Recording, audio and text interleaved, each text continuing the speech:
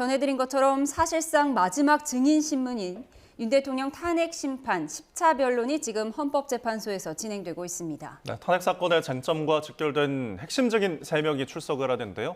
현재는 한덕수 국무총리가 증인대에 서서 진행을 하고 있고요. 국무총리 한 총리가 서기 직전에 갑자기 윤 대통령이 법정을 나간 상황이었습니다. 이고은 변호사와 함께 오늘 내용 자세히 짚어보도록 하겠습니다. 어서 오십시오. 안녕하세요. 네, 3시에 10차 변론이 시작이 됐고요. 5분 만에 대통령이 퇴정하는 이례적인 상황이 발생을 했는데 그 부분에 대해서 대리인단이 설명을 했습니다. 대통령 신분으로서 총리의 답변을 바라보는 게 적절하지 않은 것으로 판단했다고 했는데요. 이 부분 어떻게 보셨습니까? 사실은 오늘 저는 이 3명의 증인 신문에 대해서 윤석열 대통령이 모두 지켜보고 또 필요할 경우 직접 질문을 할 수도 있겠다라고 예상을 했습니다. 그런데 저의 예상과는 달리 이 증인 신문이 시작하자마자 거의 바로 이제 퇴정을 했다라는 것은 저는 사실은 상식적으로 조금 납득하기는 어렵다라는 생각이 듭니다. 예. 그 이유는 특히나 첫 번째 증인 신문 대상자가 한덕수 총리라는 것은 재판부에서 사전에 고지했던 부분이거든요. 그런데 윤석열 대통령이 직접 출석하기를 희망해서 이 오늘 변론길의 시작 시간을 2시에서 3시로 늦춰준 것 아닙니까? 그런데 제일 첫 번째로 증인 신문할 사람이 미리 정해졌는데 그 해당 증인에 대해서 내가 직접 보는 것이 좀 적절하지 않은 것 같다라면서 직접 출석을 해서 이 증인 신문을 보지 않았다라는 이 선택지가요. 그간 헌재의 기일 변경이랄지 또 해당 오늘 이 기일에 대해서 시작 시간을 늦춰달라 그 이유는 윤 대통령이 직접 신문하고 싶다라는 부분에 대해서 과연 이게 상응하는 선택지였을까라는 부분이 좀 납득이 되진 않습니다. 선회에서 생각해 보자면 윤석열 대통령 입장에서는 어쨌든 자신의 이제 지위를 받던 또 국무총리였기 때문에 국무총리가 자신이 배석해 있는 상황에서 자유롭게 증언하기가 좀 어려울 것 같아서 그런 점을 배려해서 퇴정한 것이 아니냐라고 선회해 볼 수는 있겠지만 예. 조금 납득되지 않는 상황은 맞는 것 같습니다. 근데 오늘 한덕수 국무총리 같은 경우에는 그 전에 있었던 국조특위랄지 또 수사 단계의 진술 때보다는 이 답변하는 뉘앙스나 어떻게 생각하면 톤이 조금 많이 좀 정제되고 그간 이제 있었던 많은 진술들보다는 좀 정제된 톤으로 이야기를 했지만 예. 그렇지만 주요한 부분들에 대한 본질을 흔드는 증언의 어떤 변경은 없었습니다. 그래서 이런 부분들에 대해서 어떻게 생각하면 윤석열 대통령 측에 유리한 증언이 나왔냐 저는 그렇게 평가하지는 않고요. 전반적으로 이 국무회의의 이 정당성이랄지 또 국무회의 당시 형식적 요건에 갖췄는지는 최종적으로는 재판부가 판단해야 되는 것은 맞지만 네. 국무위원들은 모두 대통령을 만류했다. 걱정했다. 또 이 부분에 대해서는 충분히 본인도 반대 의사를 밝혔다라는 것은 기존 진술 내용과 굉장히 유사하게 답변했다라고 생각이 들고요. 또 국무회의의 어떤 절차나 이런 부분들에 대해서는 기존 진술과 크게 배치되진 않았다. 다만 어떻게 생각하면 좀 답변의 톤이 조금 많이 정제된 이런 답변했다라고 생각이 듭니다. 아마 윤 대통령이 갑자기 퇴정하는 부분은 사실은 변호사와의 사전 협의보다는 윤 대통령의 좀 즉흥적인 선택지였지 않았을까라는 생각이 들고요. 만약에 사전에 협의한 것이라면 차라리 처음부터 법정에 등장하는 시간 자체를 2번째 증인 신문이 시작할 때 들어왔어도 됐는데 처음에 인사만 하고 나간 부분은 사전 협의된 것은 아닐 가능성이 높지 않을까 싶습니다. 예, 알겠습니다. 지금 이제 비상계엄의 절차적 요건에 대한 부분들 좀 핵심 쟁점들 짚어주셨는데 지금 이 자리에 김광삼 변호사도 나와 있습니다. 제가 좀 여쭤보겠습니다. 지금 헌재에서 들어오는 소식을 먼저 정리해드리면서 이와 관련해서 질문을 드리겠는데 헌재 재판관 김영두 재판관이 한덕수 총리에게 질문을 했습니다. 국무회의와 간담회가 무슨 차이가 있나? 한덕수 총리가 간담회는 개회, 폐회 여부를 따로 기록을 안 한다. 통상의 국무회의와는 분명히 달랐다라고 답변을 했습니다. 그러니까 이게 앞서서 경찰 조사에서 그리고 국회에서 밝혔던 간담회 형식이었다, 국무회의는 아니었다라는 부분의 답변인 것 같은데요. 앞서서 지금 약간 완곡한 표현을 쓴 부분과는 또 다르게 명백하게 또 이야기를 하고 있는 부분이네요. 근데 중요한 것은 그거잖아요. 이제 국무회의에서 계엄에 대해서 심의를 했느냐 이게 이제 절차적 요건에서 네. 제일 중요한 부분 아니겠어요? 예. 이제 간담했다고 하면 실질적으로는 이제 국무회의 심의라고 볼 수 없다 이런 뉘앙스로 좀 들립니다. 이제 그래서 어떠한 국무회의를 하려고 하면 적어도 최소한은 이제 형식적 요건을 갖춰야 하는데 이제 그런 게 없었다는 거고.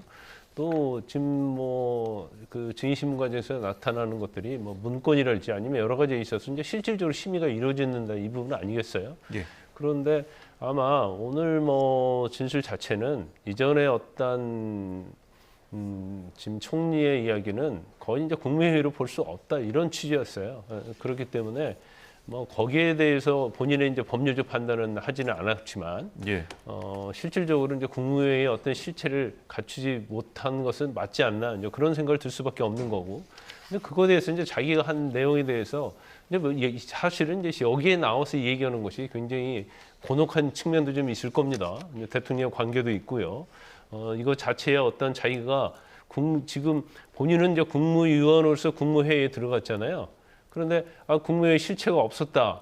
이것은 국무회의 심의로 볼 수 없다. 이렇게 말할 수는 없는 겁니다. 그러니까 그 법률적 판단에 대해서는 이제 자기가 하지 않겠다고 하는 거잖아요. 그 개인 판단을 하지 않고 사법부에 맡겠다고 이렇게 하는 것이고 전체적으로 어떤 증언의 취지를 보면 국무회의 심의가 있었느냐 없었느냐는 결국 헌법재판소에서 판단할 문제고 지난 이상민 전 행정관의 행안부 장관의 말과는 좀 약간 다른 측면이 좀 많이 있죠. 그런데 뭐 최상목 권한대행이랄지 여러 국무위원들의 이야기가 있기 때문에 이제 그걸 종합적으로 판단해서 실질적으로 심의가 이루어졌느냐 이제 그 부분을 뭐 헌법재판소에서 판단을 하겠죠. 예. 예. 지금 계속해서 재판관들의 질의가 이어지고 있습니다. 지금 제가 화면으로 보여드리고 있는 건 오른쪽은 조금 전 헌법재판소의 대심판정의 모습입니다. 전해드린 것처럼 대통령은 시작 5분 만에 퇴정을 한 상태이기 때문에 지금은 퇴정한 상태에서 한덕수 총리에 대한 증인신문이 이어지고 있고요. 보여드리는 오른쪽 화면은 퇴정하기 전 대통령의 모습입니다. 그리고 화면 왼쪽으로 보여드리는 것은 10차 변론길, 오늘 주요 증인의 모습을 보여드리고 있는데요. 한덕수 총리가 어제 본인의 탄핵 심판에도 참여했기 때문에 저희가 그 화면을 자료 화면으로 보여드리고 있다는 점 말씀드립니다. 그리고 자막으로는 지금 헌재에서 일어나고 있는 일들을 자막으로 속보로 전해드리고 있습니다. 지금 김영두 재판관의 질의가 이어지고 있는데요. 최상목 대통령 권한대행이 당시에 국무회의라고는 생각 못했다고 진술했다는 점을 강조를 했고요. 이어 김영호 통일부 장관이 국무위원들의 만남이라고 진술했다는 점을 진술하고 있습니다. 이 부분은 지금 계속해서 국무회의가 요건을 갖췄느냐 이 부분을 굉장히 상세하게 묻고 있는 것 같아요. 네, 그렇습니다. 특히 지난 기일이죠. 9차 변론기일에 국회 측에서는 지금 이 김영두 재판관이 짚어주고 있는 그 국무위원들의 조서 그 자체를 국회 측이 서증조사 때 공개한 바 있습니다. 사실 저는 이 9차 변론기일 때 왜 서증조사를 이 증인신문 전에 잡았지? 라는 의구심들이 있었는데 오늘 사실은 이 헌재 재판관들이나 또 국회 측이나 또 윤 대통령 측에서 이렇게 조서 내용을 언급하거나 다른 관련자들에 대한 언급이 나올 때 사실 국민들이 이해하기가 굉장히 쉬울 것 같습니다. 왜냐하면 9차 변론기일에서 국회 측에서 공개했던 많은 사람들의 조서 내용 그 자체를 묻고 있거든요. 그래서 이 지난 기일에 살펴보면 국회 측에서도 이 국무회의가 과연 이 절차적 정당성 또 형식적 요건을 갖췄는가 그 부분에 대해서 참석했던 많은 국무위원들의 조서를 직접적으로 공개했습니다. 지금 김영두 재판관이 묻고 있는 쟁점들도 이 참석했던 국무위원들이 수사기관에 출석해서 그것은 이 정당한 국무회의로 인정하기 좀 어렵다라고 진술한 내용을 하나하나 짚어가면서 다른 국무위원들의 생각은 이렇게 진술이 되었는데 본인의 판단은 어떤지 이 부분을 확인하는 것으로 보여지고요.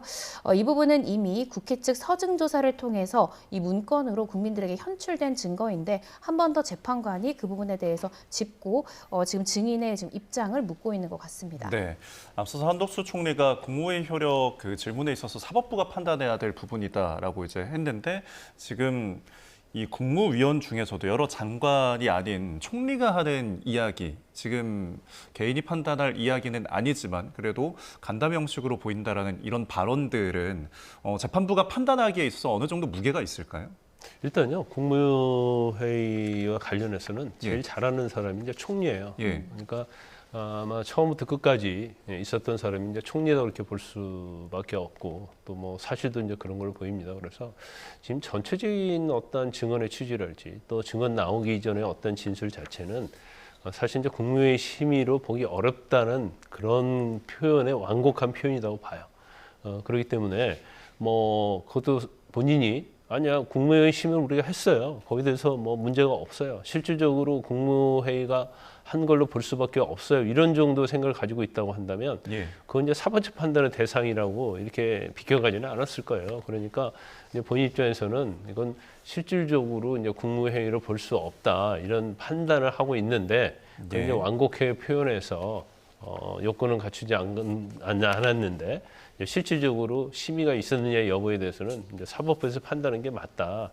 이런 취지로 애둘러서 이 얘기를 한 것이 아닌가 싶습니다. 예, 지금 한덕수 국무총리에 대한 증인 신문을 마쳤다는 속보가 들어왔습니다. 예. 지금은 휴정한 상태고요. 잠시 후 5시 10분에 속개할 예정입니다. 5시 10분부터는 홍장원 전 국정원 1차장에 대한 증인 신문이 이어질 것으로 보입니다. 예. 네, 저는 오늘 이제 이 한덕수 총리 관련해서 신문 과정을 지켜보면서 조금 흥미롭다라고 생각했던 부분이요. 윤 대통령 측의 이 국정 당시의 상황, 그러니까 비상계엄 선포 전에 국정의 상황이 어땠냐, 얼마나 마비되어 있었냐, 또 야당의 횡포는 어떠했냐, 이런 부분에 대해서는 이 한덕수 국무총리가 꽤나 본인 판단을 많이 이야기했다고 생각이 들거든요. 뭐 어떤 부분이 좀 더 압도했던 것 같다랄지, 그때 대통령으로서 굉장히 절망적인 상황이었던 것으로 보인다라든지, 개인적인 생각이나 판단을 윤 대통령 측에서 물어봤을 때 상당수 이야기를 했는데, 국회 측에서 계속해서 이 국무회의가 과연 적법한 회의였다라고 생각하느냐, 이런 부분에 대해서는 개인 판단에 대한 말씀이기 때문에 이 부분은 사법부가 판단해야 되는 것이 내가 판단할 부분은 아닌 것 같다라면서 조금 애둘러서 이 답변을 회피했거든요. 예. 그래서 개인 판단에 대한 답변을 요구한 것은 사실은 양 당사자가 마찬가지로 질의를 했지만 그 답변 태도나 이런 부분에 대해서는 조금 윤석열 대통령 측이 질의했었던 것과 또 국회 측이 질의했을 때에 좀 이 한덕수 총리의 답변의 태도가 좀 달랐던 것이 좀 흥미로웠고요. 예. 그렇지만 전반적으로 총평을 해보자면 한덕수 국무총리 같은 경우에는 그전 이 국조특위 때의 진술이나 또 이 수사 단계 때의 조서 내용과 대부분 합치되는 진술을 했다. 다만 그 뉘앙스에 있어서는 좀 더 윤 대통령 측을 고려를 해서 그런지 모르겠지만 좀 더 완곡한 표현을 썼지만 그래도 이 절차적으로는 흠결이 좀 있었다라는 취지의 진술들이 대다수 나온 것이다라고 평가해 볼 수 있을 것 같습니다. 네. 저희가 한덕수 총리의 앞서 있었던 증인 신문이 이제 영상이 들어오면은 저희가 또 보도록 하겠고요. 자, 이제 두 번째 잠시 후 이제 5시 10분부터 진행될 홍장원 전 국정원 차장에 대한 이야기를 좀 미리 해보도록 하겠습니다. 이번이 이제 유일하게 두 번째로 출석하는 증인인데 아무래도 그 메모에 대한 부분, 이전에 있었던 이제 국정원장의 진술과 또 상충되는 부분 때문에 그 부분을 확인하려고 이제 증인대에 서는 거겠죠? 지난번에 그 조태영 국정원장이 예. 그 증인 신문에 안 나왔다고 한다면 이제 홍정원 전 차장을 다시 부를 일은 없었을 거예요. 예. 그런데 조태영 원장이 나오면서 그때 홍정원 전 차장에 대한 여러 가지 이제 근본적인 어떤 신빙성에 관한 문제를 제기를 했었죠. 이제 제일 중요한 것이 이제 첫 번째로 장소에 관한 문제 아니었습니까? 예. 근데 장소에 관한 문제 자체는 이제 CCTV라는 게 존재하기 때문에 CCTV는 이제 과학적인 증거예요. 그래서 진술과 과학적인 증거가 배치될 때는 과학적인 증거가 우선 되겠죠. 그래서 나머지 홍장원 전 차장의 진술 자체가 다 진실이다 할지라도 전제되는 어떤 장소랄지 이제 과정에 대해서 문제가 되면 사실 이제 진술의 신빙성에 관한 문제가 될 수 있거든요. 그런데 우리가 이제 본질적으로 생각할 건 뭐냐면 체포조가 있었느냐 없었느냐 이제 그걸 따지는 것이 아니고 예. 대통령부터 지시를 받았느냐 홍정원 전 차장이 거짓말을 했느냐 이제 그 부분이에요. 그러니까 탄핵 심판 절차에서 체포조에 있었느냐 없었느냐 실질적으로 그런 행위를 대통령이 지시를 했느냐 이런 것들은 방첩사령부 사내 뭐 단장이랄지 이런 얘기 다 나왔어요. 그런데 이제 홍정원 전 차장의 진술 자체는 대통령부터 직접 지시를 받았다는 거고, 그다음에 사령관과 3번이나 통화를 했다는 거잖아요. 예. 그러면서 이제 거기에 더 무게를 실어준 겁니다. 그래서 그랬는데 이제 우리가 처음에 탄핵 심판 비상계엄 초기에는 홍정원 전 차장의 진술 자체가 엄청나게 많이 충격적으로 다가왔죠. 네. 그래서 그 내용 자체도 탄핵 소추가 의결되는데 제가 볼 때는 영향을 많이 미쳤을 거고, 또 국민의힘 내부에서도 탄핵 소추 의결에 찬성했던 사람들도 거기에서 영향을 받은 사람이 많이 있었을 거예요. 그래서 이제 본질적인 것은 우리가 그냥 생각할 때는 체포조가 있었어 없어 그게 아니고 예. 홍정원의 어떤 전반적인 걸 보면 이게 정말 진실이냐 아니냐 이제 그거에 관한 싸움을 하는 거거든요. 그래서 웬만하면 아마 이전에 한번 불렀던 증인에 대해서는 다시 채택을 하지 않거든요. 그런데 이제 조태영 원장이 어떤 증언이 있으면서 약간 문제가 있지 않느냐 이제 그래서 다시 한번 불러서 조태영 원장이 주장했던 내용이랄지 그 이후에 이제 CCTV에서 보면 홍장원 전 차장의 진술과 다른 부분이 있고 또 홍장원 전 차장이 또 다른 종편 방송 가서 또 거기에서 해명을 했는데 네. 그 해명한 내용도 사실 CCTV와 좀 안 맞는 측면이 있어요. 네. 그래서 오늘 어떤 홍장원 전 차장에 대한 대통령 측의 신문 자체는 아마 이제 CCTV를 주로 위주로 하고 예. 근데 두 번째 이제 메모가 정말로 작성이 된 건지 이제 어떻게 가필이 된 건지 이런 부분에 대해서 이제 중점적으로 신문할 가능성이 크다 이렇게 봅니다. 네, 알겠습니다. 홍장원 1차장 5차 변론 이후에 여러 언론에 나와서 자신의 입장을 굉장히 반박을 했어요. 조태용 국정원장에 대한 주장을 반박을 했는데 오늘 대통령 측도 그렇고 홍 전 차장 측도 그렇고 굉장히 단단히 준비를 했을 것 같아요. 네, 그렇습니다. 물론 홍 전 차장의 진술 내용이 CCTV의 분초가 맞지 않는 부분은 있을 수 있습니다. 그런데 제 사견으로는요. 그렇지만 홍장원 전 차장의 이 진술의 본질에 우리가 더 집중해야 되는 것이 아닌가라는 생각이 듭니다. 결국 홍 전 차장의 진술의 핵심은 윤 대통령으로부터 홍장원 전 차장이 이번 기회에 싹 다 잡아들여라는 통화를 했다라는 것. 예. 그 다음에 여전 사령관으로부터 체포 명단에 대한 통화가 있었고 그 통화를 통해서 명단을 확보를 했고 위치 추적을 하라라는 요청까지도 받았다라는 것. 그 두 가지가 굉장히 중요한 부분이고 홍장원 전 차장 진술의 저는 본질이라고 생각이 듭니다. 그런데 홍장원 전 차장이 정말로 허위 사실로 이런 증언을 한 것이라면 그렇다라고 하면 홍 전 차장 굉장히 계획적인 인물이어야 합니다. 그 이유는 12월 3일 밤부터 허위 증거를 작출해냈어야만 홍 전 차장의 모든 증언들이 다 거짓이다라는 전제가 전 성립한다고 생각이 들거든요. 예. 그런데 참 그렇게 또 판단하기도 어려운 것이 여전 사령관으로부터 체포 명단을 받았다라는 인물이 홍 전 차장만 있는 것이 아니라 홍 전 차장 다음으로 증인으로 출석이 예정된 이 조지호 청장도 동일한 인물인 여전 사령관으로부터 체포 명단 받았다는 거죠. 그리고 그 명단에서의 인물이 상당 부분 겹쳐 있다는 겁니다. 예. 그렇다라고 한다면 일부 시간에 대한 오류가 있다 하더라도 법원에서는 그 주된 이 증인의 증언 내용에 대한 신빙성을 판단할 때 사소한 부분에 있어서 오류가 있더라도 주요 부분에 대해서 일관되면 그 증인의 진술에 대한 신빙성을 부여하는 것이 예, 잠시만요. 법원... 예, 지금 탄핵 심판 녹취가 들어와서요. 먼저 예산에 관해서 들어보겠습니다. 여쭤보겠습니다. 정부 예산안을 야당이 단독으로 삭감하여 통과시킨 것은 대한민국 헌정사에 처음 있는 일이었죠.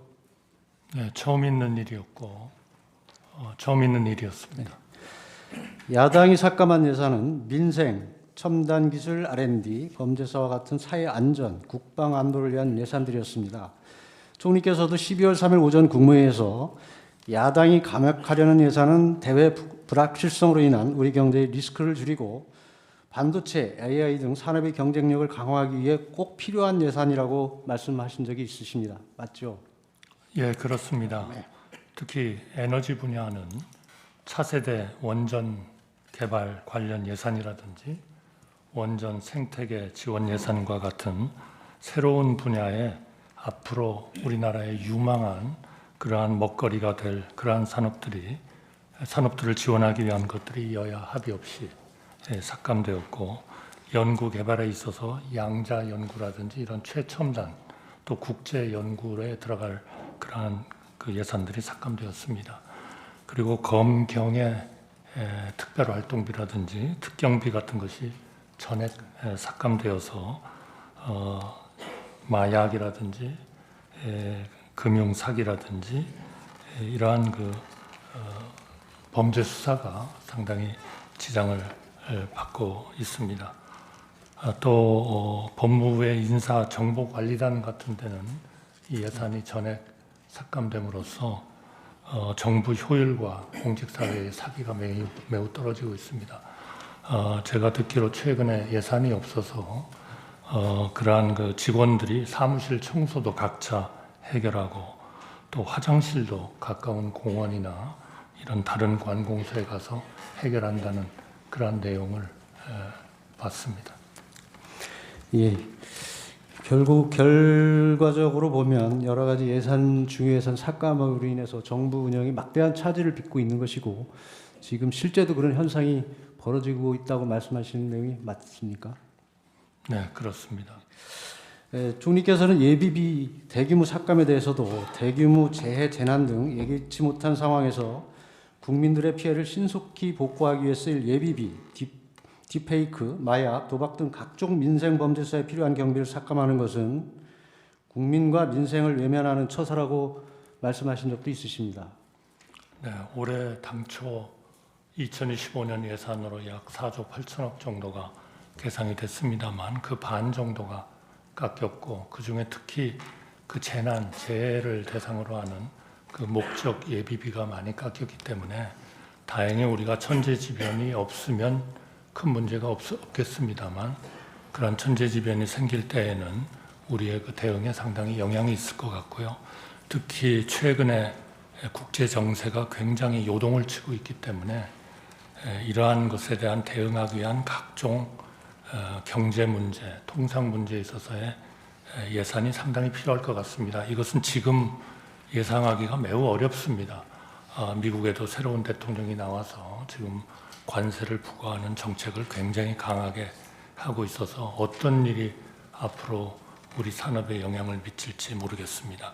예를 들면 2019년에 우리가 일본과 반도체 들어가는 원료 이런 쪽에 문제가 생겼을 때에도 우리가 예비비를 가지고 그 소재, 부품, 장비에 대한 대응 조치를 했었습니다. 굉장히 전 세계 불확실성이 지금 강화되고 있기 때문에 예비비는 굉장히 중요하다 이렇게 생각을 합니다. 야당은 예산안 일방 삭감에 그치지 않고 예산안이 자동 부의되는 국회법에 대한 개정안까지 통과시켰고 총리께서 대통령 권한 대행으로서 제의우권을 행사하셨죠. 이것은 정말 심각한 그러한 그 입법 시도였다. 저는 그렇게 생각합니다. 저희 헌법에 의하면 9월 3일 날 행정부가 입법부에 예산안을 올리면 입법부가 12월 2일까지 의결하도록 정해놓고 있습니다.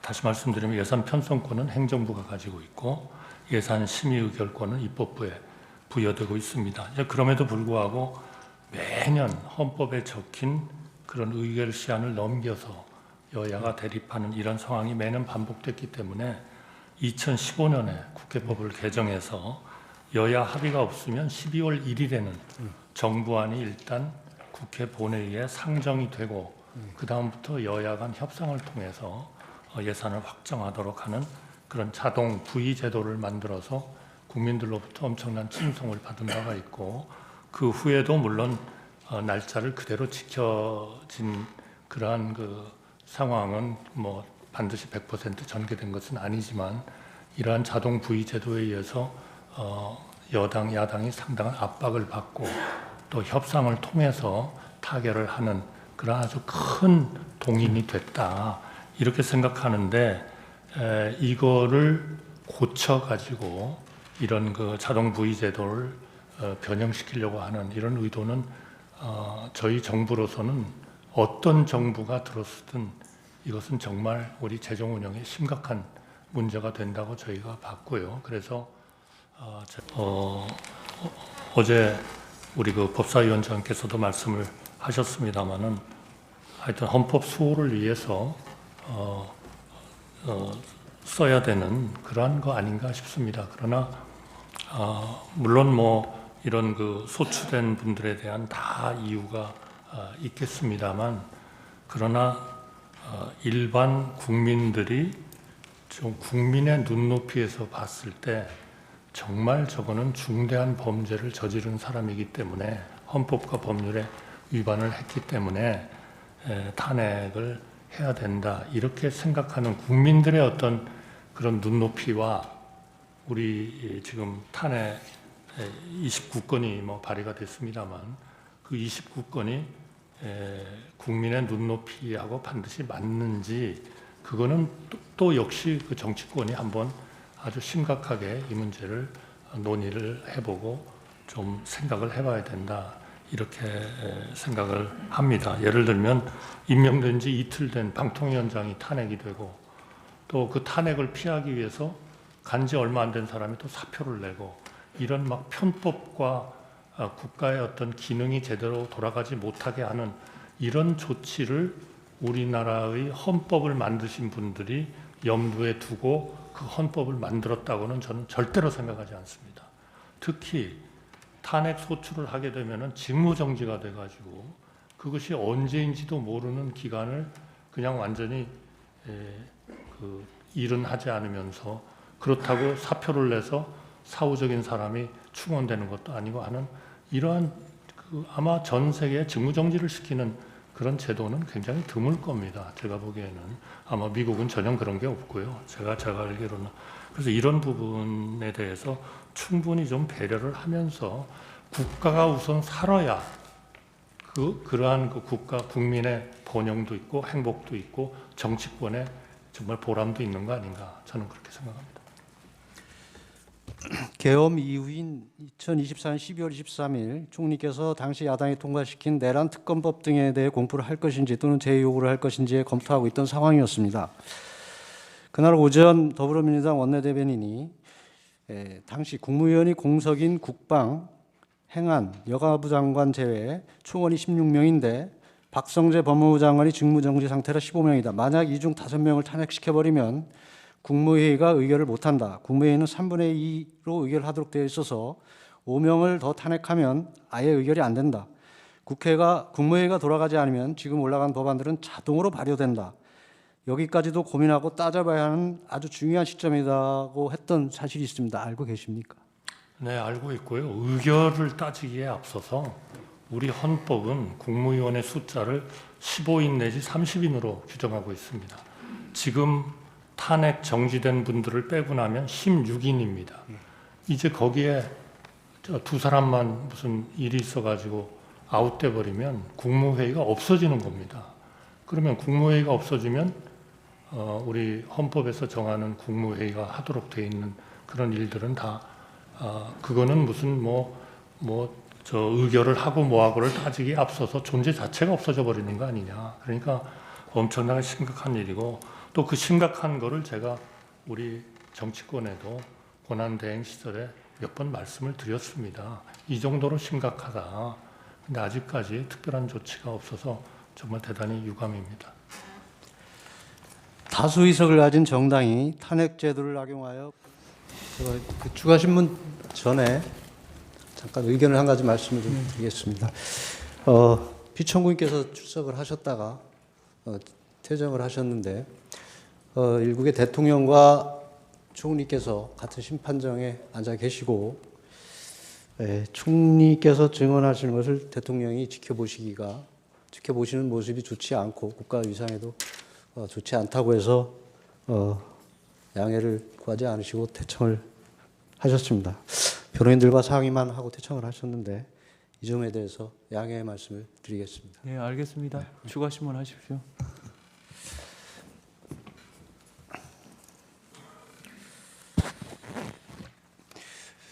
총리께서는 계엄 당일 대통령실에 연락을 받고 대통령실에 가신 것이죠. 예, 그렇습니다. 당시 대통령실에 도착하셔가지고 대통령과 혹시 어떤 대화를 나누셨는지 기억을 하시나요? 피청구인 집무실에는 55분경에 들어갔죠.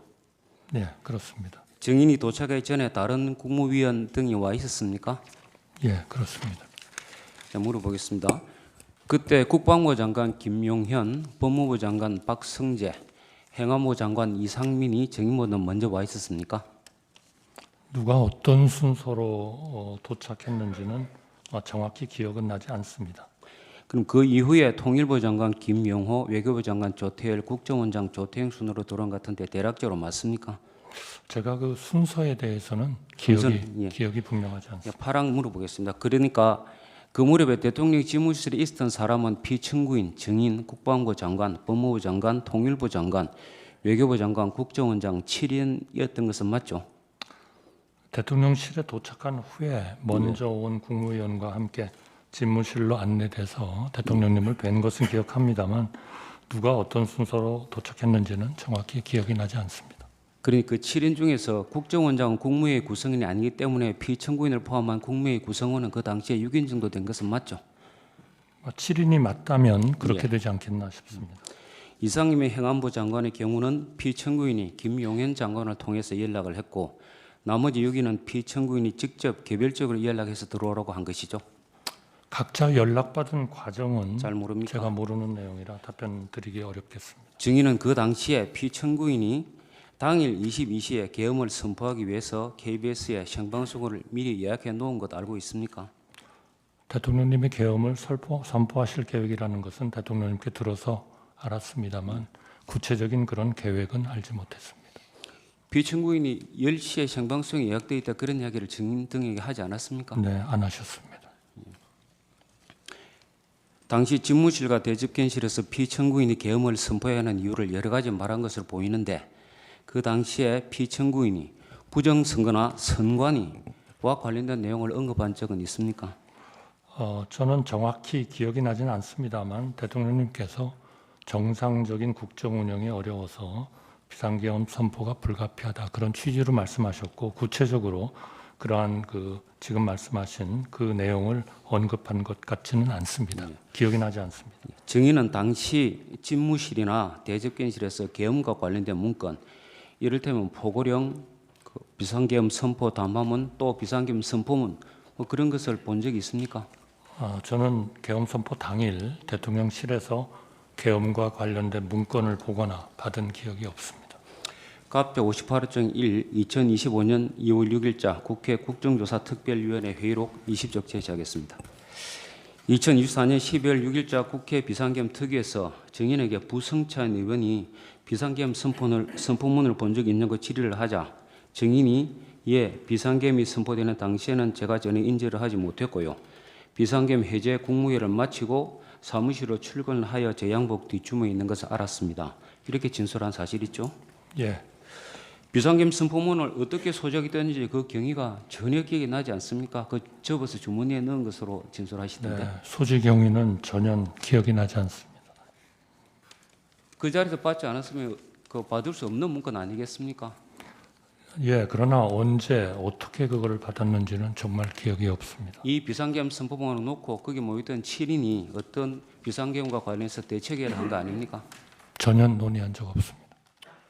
알겠습니다. 증인은 그 자리에서 대통령에게 계엄에 반대하는 의사를 표시하고 만류하였다고 했죠. 우리나라의 가장 중요한 것은 결국 경제고 또 대외 신인도입니다. 이 예, 두 개가 흔들려 버리면 간단하게 대답해 네. 그냥 예, 반대했습니까? 네, 그래서 지금까지 우리가 이루어온 국가의 핵심을 흔들 수 있다고도 생각해서 만류하였습니다. 그런 경제와 대외 신인도 국가의 핵심을 흔들 수 있다 그거였습니다. 그러면 당시 그 비상계엄을 선포하는 것이 위헌적이고 위법적이다 하는 그런 이유로 반대하지는 않았습니까? 저는 계엄을 선포하신다는 얘기를 듣고 그렇게 돼서는 안 된다 하는 반대 의사를 말씀을 드린 겁니다. 국무위원들이나 그 대통령실 실장이나 수석 그 중에서 누구도 이것이 위헌이나 위법이다 그런 이야기는 한 적이 없습니까? 저는 위헌, 위법 그런 상황보다는 계엄을 선포함으로써 대한민국이 굉장히 어려움에 처할 수 있다 하는 쪽이 더 많았던 것 같습니다. 계엄에 찬성하는 사람도 있었습니까?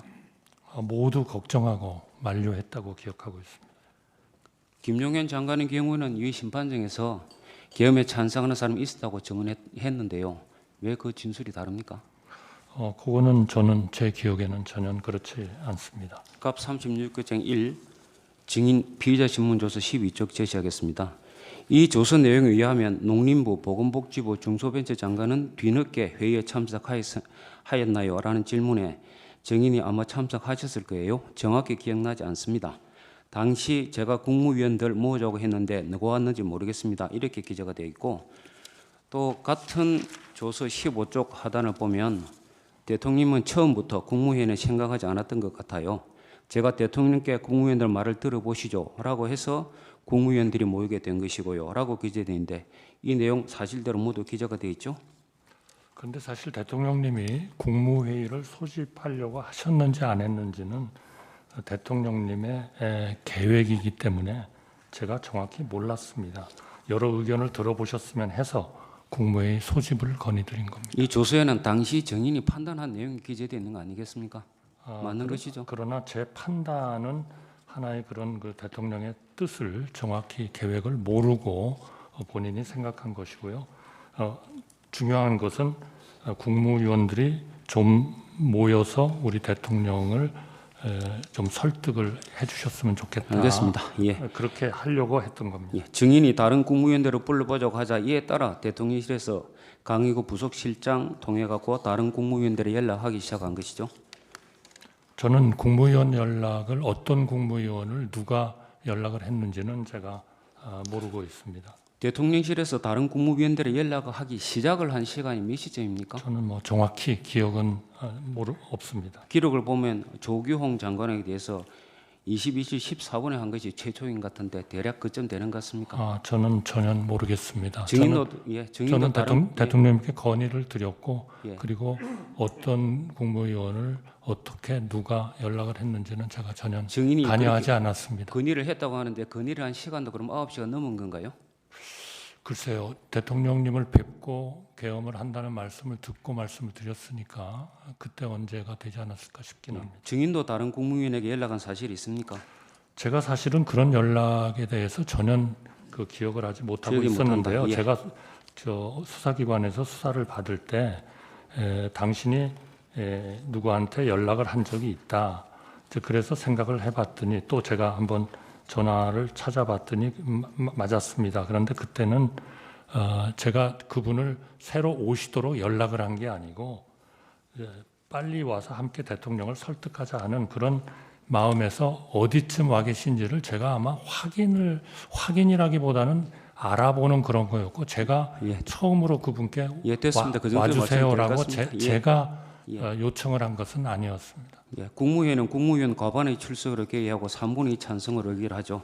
예, 그렇습니다. 국무위원은 21인이므로 11인이 되어야 개의 요건을 갖추는 것이죠. 뭐 제가 뭐 정확한 건 모릅니다만 그렇게 알고 있습니다. 오영주 지금. 중소벤처기업부 장관이 마지막으로 21시 40분경 대통령실 연락을 받고 22시 17분경 대접견실에 도착해서 비로소 국무위원이 11명이 되었다 하는데 증인 그 내용 압니까?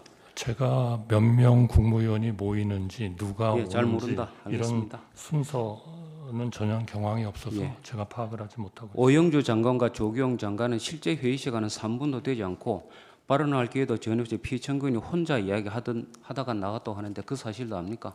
글쎄요, 국무위원 개개인의 세부 상황을 잘 모른다. 제가 다 예. 알고 있지 못합니다.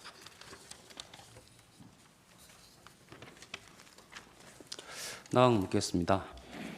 계엄 선포를 위한 방송까지 당일 10시로 예약되어 있는 것으로 보아서 피청구인은 계엄을 선포하는 과정에서 국무회의를 거칠 의사가 없어서 명백해 보이는데 당시 증인도 피청구인이 국무회의를 거칠 의사가 없는 것으로 판단한 것은 맞는 것이죠?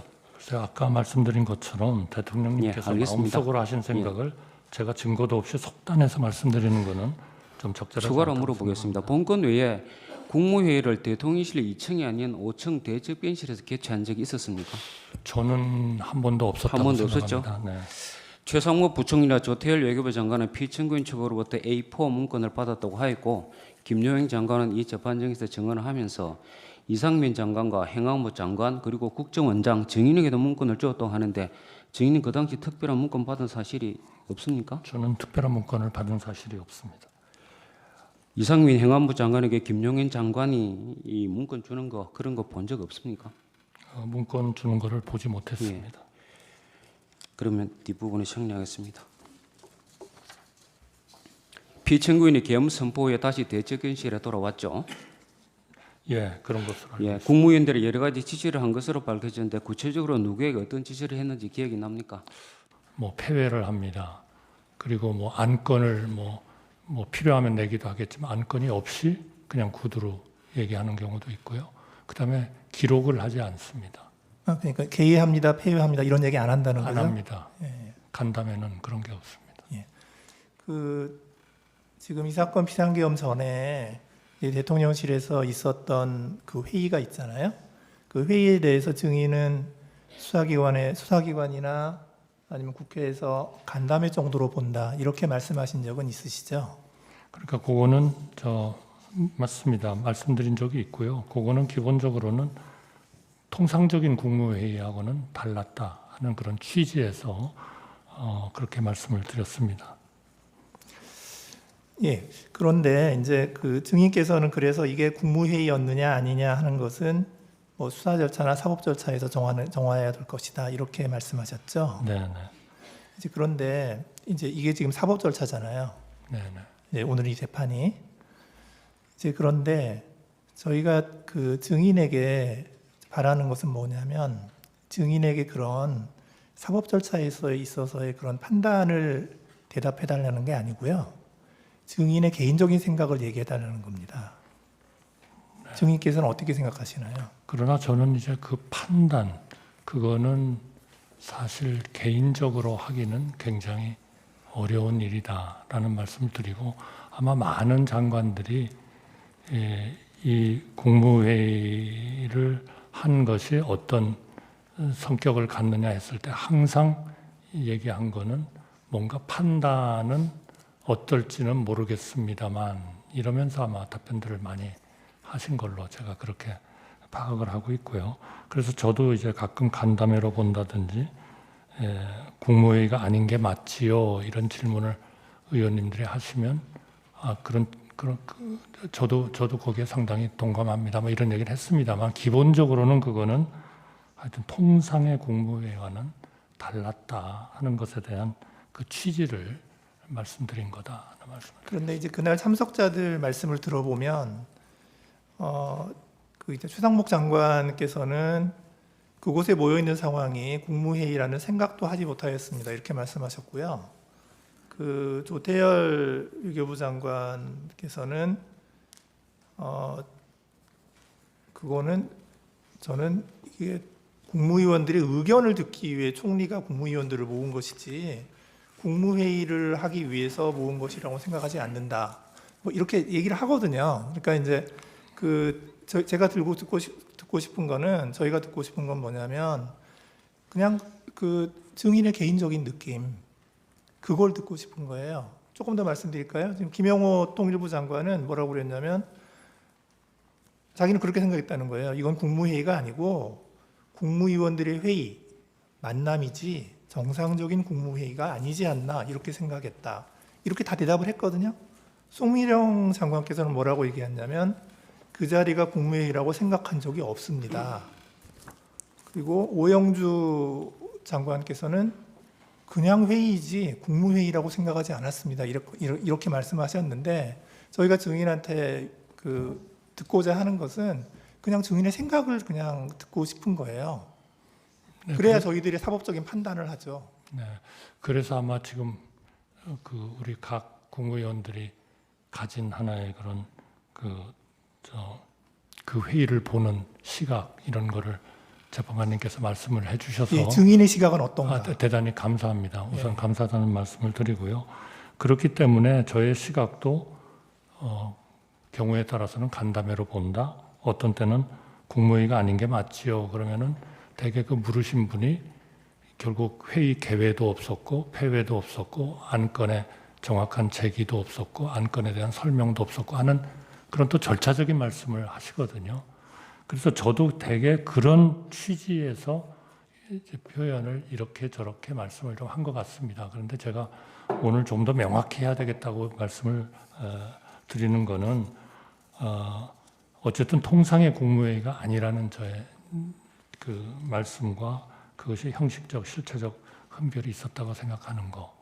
그거는 제가 하나의 팩트로서 분명하게 말씀을 드리지만 그러나 어쨌든 12월 3일 날 오라는 연락을 받고 국무위원들은 어쨌든 순차적으로 모였고 또 비상계엄에 대해서 처음 듣고 또 걱정과 우려를 표명도 했고 하기 때문에 이거를 단순히 저희가 하는 것처럼 그냥 통상의 국무회의와 다르다. 그러니까 이거는 법적으로 어떨 것 같다. 법적인 영향을 미치는 그러한 거에 저희가 이렇게 그 개인적인 얘기를 하는 것은 굉장히 좀 적절치 않지 않냐 하는 말씀 때문에 드리는 거고요. 저도 지금 그 통상의 국무회의와 달랐다는 취지로 뭐 간담회로도 말씀도 드려봤고 국무회의가 아닌 게 맞지요 하면은 뭐 상당히 동의를 한다고도 말씀을 드렸고, 뭐 갖추지 못했다 그러면 또 그것도 상당히 뭐 갖추지 못한 것 같다, 이렇게 저도 그렇게 얘기를 했다는 말씀을 드립니다. 예, 알겠습니다. 감사합니다. 그 증인 신문은 종결하고요. 소측위원 예. 예. 네, 계속해서 두 분과 대담을 이어가겠습니다. 지금 현재는 5시 10분부터 변론기일이 속개를 해서 홍장원 전 국정원 1차장에 대한 증인 신문이 진행되고 있습니다. 지금은 대통령 측의 주 신문이 진행되고 있는데요. 여인영 전 방첩사령관과의 통화 위치에 대해서 자세히 묻고 있습니다. 여인영 전 사령관과의 통화를 어디서 했는지 물었는데 홍장원 전 1차장이 집무실에서 여인영 사령관과 통화한 것으로 기억한다라고 답변을 했습니다. 예.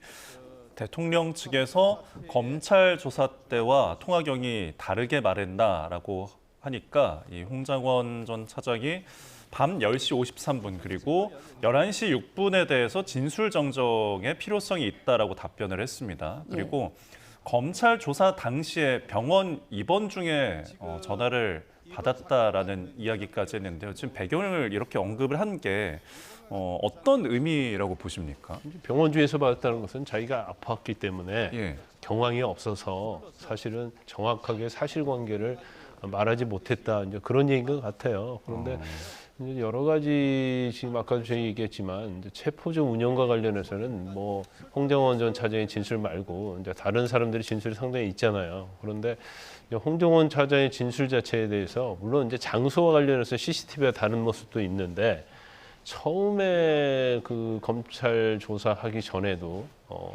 그때 뭐 그런 얘기했잖아요. 뭐 자기가 여인영 방첩사로 전화 받았는데 그 내용을 옆에서 보좌관이 듣고 있어가지고 정설했다 이렇게 얘기를 했는데, 받아 적었다 했는데, 이것은 이제 근본적으로 팩트가 다르잖아요.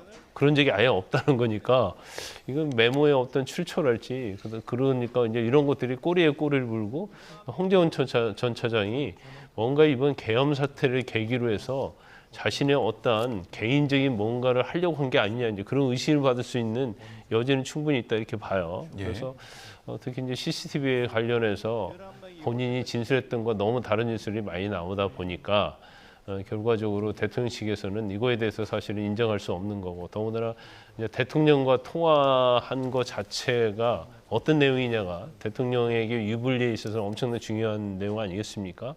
그러다 보니까 대통령 입장에서 이제 홍정원 전 차장의 진술이 이건 신빙성이 없고 다 거짓말이다, 이제 이런 부분을 갖다가 오늘 다 어떻게 보면 법정에서 다 탄핵하고 들춰내기 위해서 지금 신문을 진행하고 있다, 이렇게 보면 될 것 같습니다. 예. 밤 10시 53분 그리고 11시 6분의 진술을 정정할 필요성이 있다라고 답변을 했는데, 10시 53분은 홍장원 1차장과 대통령이 통화한 시각이고요. 11시 6분은 여인영 전 사령관과 통화를 해서 체포조 명단을 받아 적었다라는 그 시각이죠. 그런데 11시 6분에 사무실에서 적었다, 명단을 받아 적었다, 이렇게 정정하겠다고 했어요. 네, 그렇습니다. 제가 아까도 말씀드렸듯이 사실 홍장원 전 차장의 진술 내용 여러 가지가 있지만 그중에 핵심 쟁점이라고 우리가 볼 수 있는 것이 바로 이 홍장원 전 차장이 윤 대통령에게 직접 지시를 받았다라는 점, 그런 다음에 이어서 여 전 사령관으로부터 주요 정치인 등에 대한 이 체포, 이 명단을 받고 위치 추적을 받았다라는 것이 가장 핵심 증언 내용일 수 있는데요. 지금 홍장원 전 차장 같은 경우에는 많은 이 통화, 이 시간 중에서도 제가 말씀드린 그 두 가지 쟁점과 관련한 이 시각 부분에 대해서 일부 정정할 필요가 있다라고 이야기한 것입니다. 그래서 이 부분에 대해서는 어떤 시간이나 장소에 대한 다소 오류가 있다라고 하더라도 그 본질 부분에 우리가 집중할 필요도 있다라는 생각이 들긴 하는데요. 조금 더 홍장원 전 차장의 이 증언 내용을 좀 살펴봐야 될 것 같습니다. 알겠습니다. 저희가 앞서 속보로도 전해드렸는데요. 네, 시작 5분 후에 퇴정했던 윤석열 대통령, 지금 홍장원 1차장에 대한 증인 신문이 시작되면서 다시 입정을 했다는 소식 다시 한번 전해드립니다. 지금 현재 윤 대통령은 헌법재판소 대심판정에 착석한 상황입니다. 그리고 홍장원 1차장에 대한 대통령 측의 신문이 이어지고 있습니다. 네, 들어온 내용들 좀 정리해 드리면서 질문 드리도록 하겠습니다. 지금 이 통화 그리고 이 메모에 대한 부분, 경위에 대한 동선이 달라지는 부분들이 계속 있다 보니까 대통령 측에서 확인을 하고 있는데 홍장원 차장이 그날 밤에 11시 30분에 정무직 회의가 있어서 준비를 하고 있었고 정무직 회의를 가기 전에 그 이제 11시 6분에 여인영 방첩사령관과 이제 통화에 대한 부분이죠. 그래서 그 메모를 보좌관에게 정서를 시켰다라고 지금 답변을 했습니다. 근데 정서 보좌관을 물으니까 현직이어서 지금 이 보좌관에 대한 신분을 보호해야 된다는 부분까지 덧붙였고, 그러니까 대통령 측에서는 정서한 보좌관이 현대고 출신의 한동훈 친구라는 이제 주장을 폈어요. 지금 이게 주장을 할 때 옆에 보좌관이 있다라는 걸 했고 신빙성이 지금 논란이 되는 부분에서 또 윤 대통령 측에서는 그 보좌관에 대한 어떤 주장을 폈거든요. 이런 부분들을 어떻게 해석할 수 있을까요? 근데 아마 그 국정원에서는 그 보좌관이 누군지를 이미 다 파악을 했겠죠. 예. 그러니까 조태영 원장이 심판정에 나와서 1차, 2차, 3차 메모를 얘기했잖아요. 그건 메모를 대신 해준 이제 보좌관으로부터 다 들은 얘기를 가지고 법정에서 얘기를 한 거고, 법정에서 얘기할 때도 조태영 원장이 누구라고 얘기는 안 했잖아요. 보좌관이라고만 얘기를 네. 했어요. 그런데 일단 뭐 보좌관이 작성한 건 맞겠죠. 그런 것들은 다 맞을 거고. 근데 좀 한 가지 의문이 드는 것이, 자기가 사실은 대통령이 됐건 여인영 전 사령관과 통화를 했잖아요. 네. 그러면 자신이 정리하면 되지. 왜 이걸 듣지도 않고 내용도 모르는 그러한 보좌관에게 메모지를 주면서 자기 악필이라서 뭐 다시 정리했다고 하는데, 그럼 보좌관이 그 메모지를 보고 그 내용을 알 수가 없잖아요.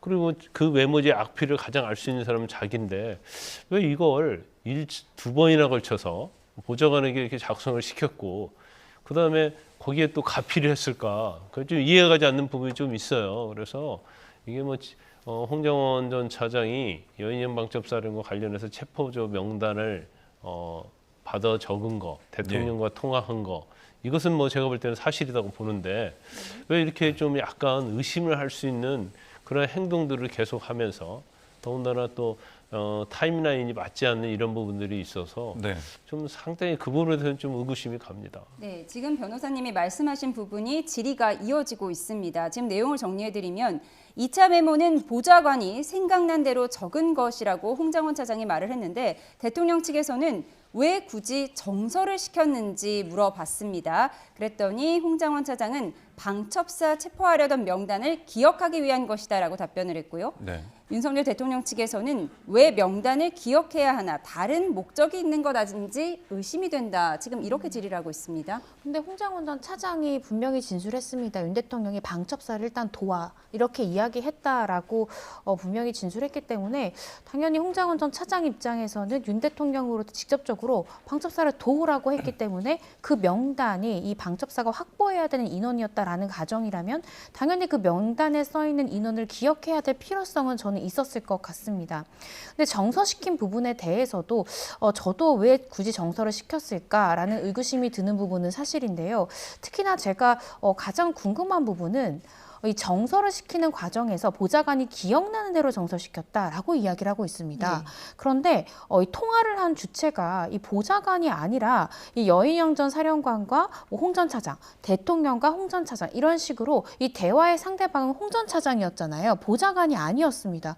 그럼 보좌관이 기억한 대로 정리했다라는 게 그 기억이 홍장원 처장이 통화를 마치고 나서 바로 보좌관에게 생생하게 그 상황에 대해서 진술을 했고 그것에 대해서 보좌관이 기억나는 대로 썼다는 것인지 저는 이 부분도 정확하게 확인이 돼야 된다라는 생각이 드는데요. 네. 그 이유가 그전 홍 전 차장의 이야기는 내가 통화를 하는 그 목소리가 굉장히 커서 보좌관이 옆에서 들을 수 있었기 때문에 들었던 대로 기억나는 대로 썼다. 저는 이렇게 이해를 했었습니다. 예. 그런데 만약에 지금의 상황이 그것이 아니다라고 한다면 그렇다라고 하면 보좌관이 생각나는 대로 썼다는 것이 보좌관의 생각과 기억이 어디로부터 기인한 것인가? 그게 홍장원 전 차장의 입에서 기인한 것인지 아니면 어떤 통화를 이렇게 엿들은 것까지는 아니겠지만 자연스럽게 들렸기 때문에 그 기억에 의존해서 보좌관이 썼다는 것인지 그 부분이 조금 더 이 증인신문 과정 중에서 명확해지면 좋지 않을까 생각이 듭니다. 지금 저희가 화면을 보여드리고 있는 화면이 이제 국정원의 이제 공관인데 보시면은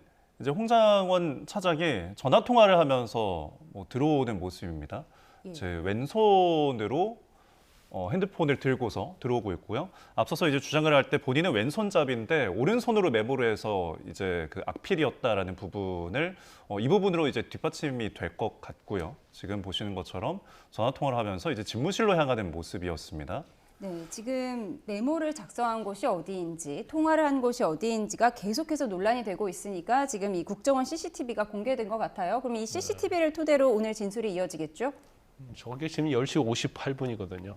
예. 10시 58분에 일단 저렇게 통화를 하면서 들어갑니다. 10시 58분은 여인영 사령관과 2차 통화를 했다는 그렇죠. 시기죠. 2차 통화에서 들어가서 근데 나온 적이 없어요. 그런데도 공터에서 했다고 이런 얘기를 하니까 이제 그런 문제가 있는 거고. 그래서 아까 제가 말씀드린 것처럼 이제 체포지를 운영했느냐 안 했느냐 이런 부분은 사실 이제 조지우 경찰청장이랄지 아니면 이제 방처 사령부에서 지시를 받던 사람의 진술이 있기 때문에 그것은 그것까지 판단하면 되는데 왜 이렇게 메모를 작성을 하게 했을까? 기억을 더듬어서. 근데 처음에 10명만 메모했다고 하는데 2명은 뒤늦게 파악했다고 그러잖아요. 나중에 2명의 기억이 난 것인지 뭐 잘 모르겠어요. 그러면서 사실은 메모도 이제 한 번에 끝나면 될 일을 왜 2번이나 시켰을까라는 그런 생각이 좀 들어요. 거기다가 자신이 메모를 하면 되는 거지 않습니까? 그런데 왜 정서를 시켰어요? 제일 잘하는 사람은 생생한 것은 이제 본인이 통화를 했기 때문에 지금 그 10시 내용을 알고 있을 45분에 건데. 차량이 빠져나가는 모습까지 찍혀 있네요. 예. 그러니까 10시 때 10시 45분에 차량이 빠져나가서 이제 국정원 공관으로 이동하는 그런 화면인가요? 아마 그럴 겁니다. 저건 그 전 시간이니까. 예. 그래서 일단 뭐 집무실로 들어가가지고 새벽에 1시 35분인가 나왔다고 하니까 그날 겸 다음 날 1시 5분에 나온 거잖아요. 이제 그래서 그런 부분들이 그래서 이제 제 개인적 추측인데 뭐 전화는 받았을 거고 예. 또 3번 통화했을 거예요. 그리고 어떻게 보면 체포자 명단도 아마 이 얘기했을 가능성은 좀 높다고 봅니다. 이제 전체로 보면 그런데 본인이 의도적으로 뭔가 메모를 작성해서 그걸 어떤 개인적인 어떤 사유를 가지고 이걸 좀 이용하기 위해서 그랬지 않았나 이제 우리 그런 걸 좀 추측해 볼 수 있을 것 같아요. 이제 그러다 보니까 어떤 진실에 대한 신빙성, 진술의 신빙성 이런 거에서 사실 이제 오염이 됐다고 주장할 여지를 본인이 남긴 것이 아닌가 싶습니다. 예. 지금 저희가 보고 있는 화면은 이제 국민의힘에서 이제 공개를 한 CCTV 화면을 보면서 설명을 하고 있습니다. 자.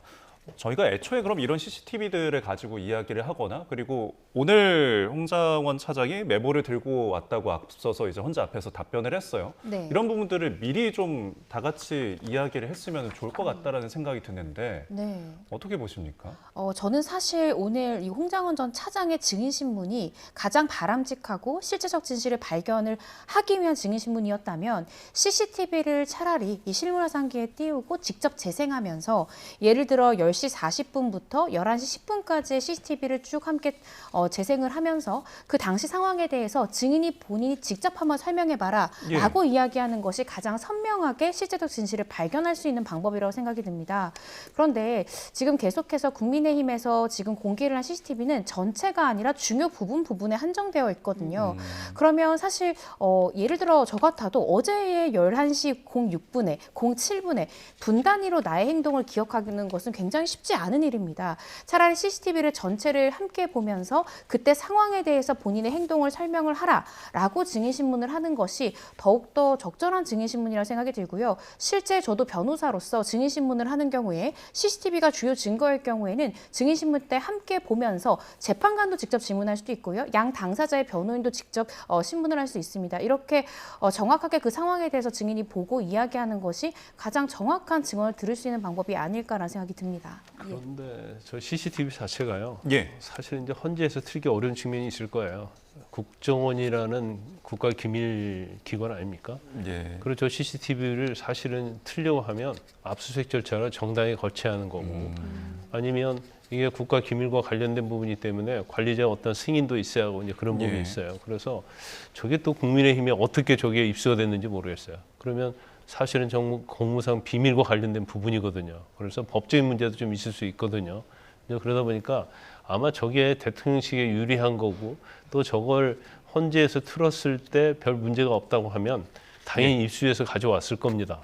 그런데 뭐 헌재도 마찬가지고 나중에 뭐 내란죄와 관련된 재판부도 어떻게 할지 모르겠지만 저거 자체를 입수하고 그 절차가 상당히 법적으로 하지 않으면 저게 위법성이 상당히 많이 예. 있어요. 그래서 국민의힘에서 이제 어떻게 입수했는지 모르겠어요. 저것도 예. 좀 문제가 될 소지도 있다. 저는 그렇게 봅니다. 알겠습니다. 홍장원 1차장의 동선과 관련한 국정원 CCTV까지 두 분과 분석해봤습니다. 지금까지 김광삼, 이고은 변호사와 함께했습니다. 두 분과는 여기서 인사드리겠습니다. 네, 고맙습니다.